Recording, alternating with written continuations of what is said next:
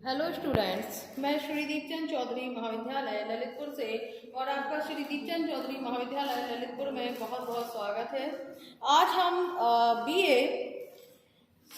MA first semester का जो आपका सोशल रिसर्च वाला पेपर है उसमें आज हम ऑब्जर्वेशन देखेंगे कि कितने टाइप्स का ऑब्जर्वेशन होता है।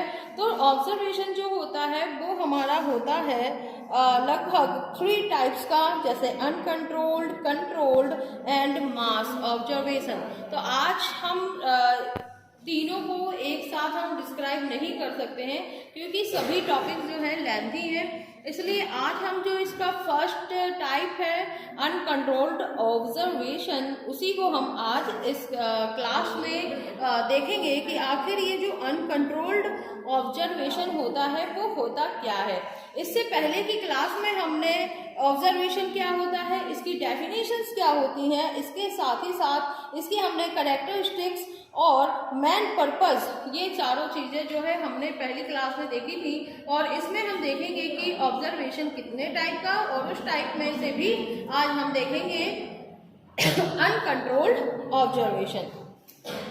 तो इसे हम कई नामों से जानते हैं और जितने भी साइंटिस्ट हुए हैं उन लोगों ने इसे कुछ नाम दिए हैं, जिसमें से पहला इसका नाम है वो है सिंपल ऑब्जर्वेशन। इसे किसने दिया था? इसे दिया था गुडे एवं हार्ट, जो 2 साइंटिस्ट थे, इन लोगों ने इसे नाम दिया सिंपल ऑब्जर्वेशन।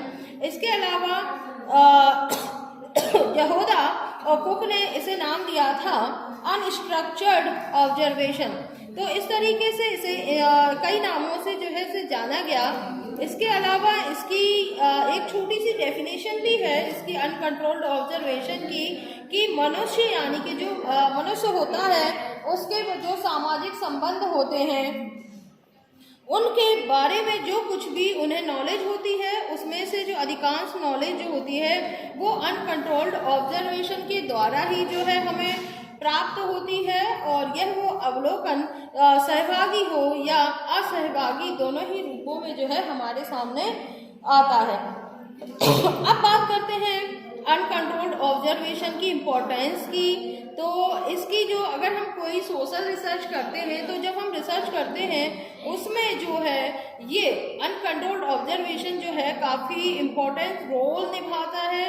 और अधिकांश अगर हम कई सोशल रिसर्च की बात करें तो उसमें जो वर्क किया जाता है वो ऑब्जर्वेशन द्वारा ही किया जाता है, क्योंकि जब किसी चीज़ को हम ऑब्जर्व करते हैं तभी हम कोई रिसर्च जो है कर सकते हैं। तो कुछ घटनाएं इसमें जैसे अनुसंधान में, जैसे कि रिसर्च में हम थ्योरीज का जो है निर्माण करते हैं।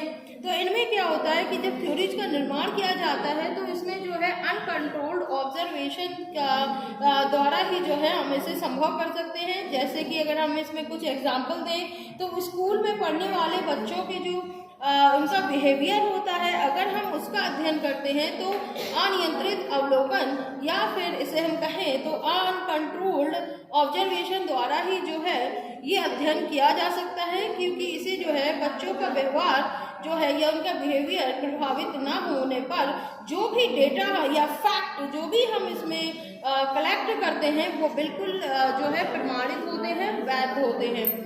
इसके अलावा इसके कुछ हमें डिफेक्ट्स भी हमें नजर आते हैं, जिनमें पहला डिफेक्ट है कि जो अनियंत्रित अवलोकन होता है उसमें जो रिसर्चर होता है वो कोई नियंत्रण नहीं रख पाता है, जिससे कि व्यक्तिगत पक्षपात आदि का जो है इसमें प्रवेश हो जाता है। इसके अलावा इसमें जो है काफ़ी ज़्यादा इमोशनल लोगों में विश्वास भर जाता है, तो जिसकी वजह से इसमें जब हम कोई कंक्लूजन निकालते हैं तो वो ज़्यादा डिफेक्ट होता है। इसके अलावा इस ऑब्जर्वेशन में ये भी देखा जाता है कि वह सभी लिख लेते हैं, जिससे या तो ना जो भी ज़रूरी या गैर ज़रूरी जो सामग्री होती है वो भी इसमें इकट्ठा हो जाती है। इसके अलावा ये है कि इसमें जो है सभी अगर कोई कंडीशन हमारे सामने आती है तो सभी कंडीशंस में जो है ये लागू नहीं होता है। इसके अलावा हम बात करें अनियंत्रित अवलोकन के प्रकार की, कि टाइप्स ऑफ अनकंट्रोल्ड ऑब्जर्वेशन की, तो ये 3 टाइप्स का होता है।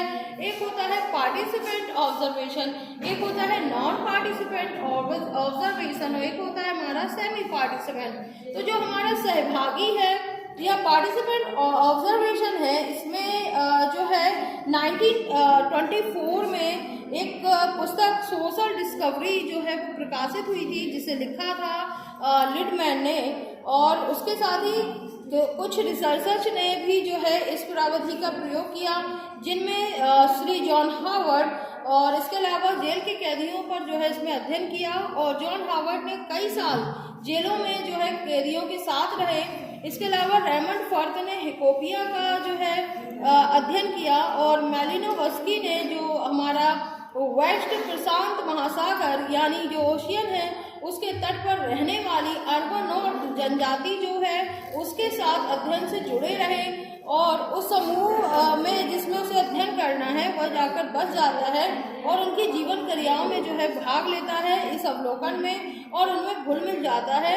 जैसे फॉर एग्जाम्पल दैट किसी संस्था या जनजाति समूह इत्यादि का जो है इसमें अध्ययन किया जाता है। तो इस तरीके से ये हमारा जो है सहभागी अवलोकन हो जाता है। इसके अलावा नॉन पार्टिसिपेंट ऑब्जर्वेशन में अनियंत्रित अवलोकन का एक प्रमुख भाग माना गया है, क्योंकि इस अवलोकन में जो रिसर्चर होता है वो किसी समुदाय का या कम्युनिटी का मेंबर जो है अस्थायी रूप से बनता है और ना ही उसकी क्रियाओं में भाग लेता है।